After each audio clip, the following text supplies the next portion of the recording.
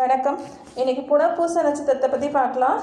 புனர்பூச நட்சத்திரம் பார்த்தோம் அப்படின்னா ஒரு நேர்மையான, திருப்தியான மற்றும் நிறைவான குணம் கொண்டவர்கள் தான் நீங்கள்.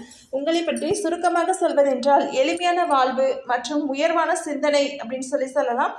கடவுள் பக்தி, பழமையான விஷயத்தில் நம்பிக்கை மற்றும் பாரம்பரியத்தை கடைபிடிக்க விரும்புவீங்க. பணத்தை சேமித்தல் உங்களால் இயலாத விஷயம்.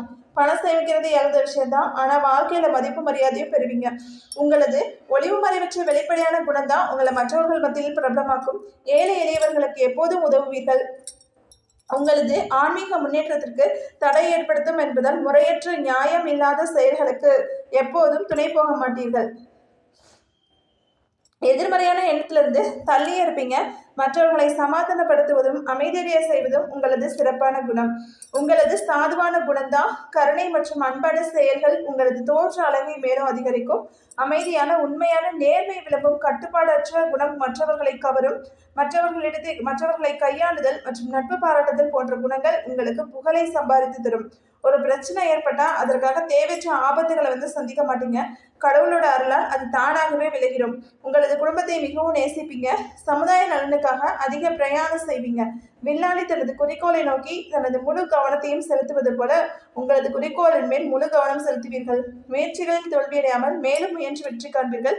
பன்முக திறன் கொண்டு நீங்கள் எதையும் சரியாக செய்து முடிப்பீர்கள். உங்களது பெற்றோரையும் பெரியோர்களையும் மிகவும் மதிப்பீர்கள். அமைதியை விரும்புவர்களாகவும் யதார்த்தமான எதையும் நேர்மையுடன் அணுகுவர்களாகவும் இருப்பீர்கள். உங்களது குழந்தைகளுக்கும் அனைவருடன் நன்றாக பழகுவார்கள்.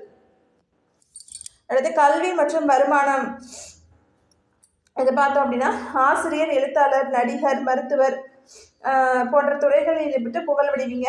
அடுத்து எழுத்து, ஜோதிடம், இலக்கணம், யோகா, ஆசிரியர், பயணம் மற்றும் டூரிசம் பிரிவுகளில் ஹோட்டல், ரெஸ்டாரண்ட் தொடர்பான பணிகள், மத போதகர், பண்டிதர், வெளிநாட்டு வாணிபம், புராதன பொருட்கள் விற்பனை, போஸ்டல் மற்றும் குரியர் சேவைகள், சமூக சேவை போன்ற துறைகள் உங்களுக்கு பொருத்தமாக இருக்கும். அடுத்து இல்லற வாழ்க்கை பார்க்கும்போது பெற்றோருக்கும் ஆசிரியருக்கும் மதிப்பு கொடுத்து நடப்பீங்க. உங்களது திருமண வாழ்வில் சில சிக்கல்கள் தோன்றலாம். எனவே உங்களது வாழ்க்கை துணையுடன் ஒத்துப்போவது நல்லது.